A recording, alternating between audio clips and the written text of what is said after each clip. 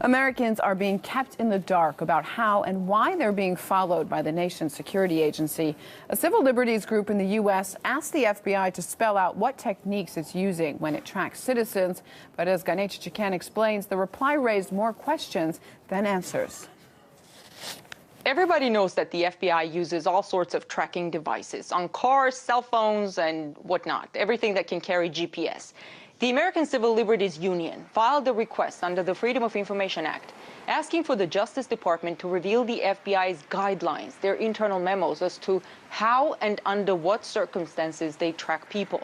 As of now, there is no clear understanding among Americans of when they will be subjected to tracking, possibly for months at a time, or whether the government will first get a warrant. This is the Justice Department's response. More than 100 pages of completely redacted material, except for the title. So to the question how, when, and why the government can track its citizens, the FBI responded with this. Takes a lot of ink to print out something like this. Some artistic souls may think of the painting Black Square by Malevich. We're certainly not sure of the artistic intentions of the U.S. Justice Department or the meanings they put into these black pages, but for civil liberties advocates here, this is what government secrecy looks like.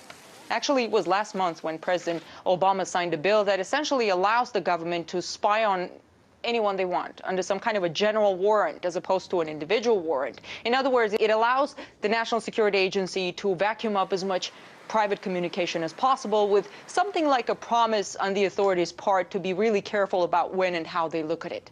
But civil liberties advocates argue that the Bill of Rights is not about the government's promises of good intentions, but about legal guarantees. So President Obama may be very convincing when he talks about individual freedoms.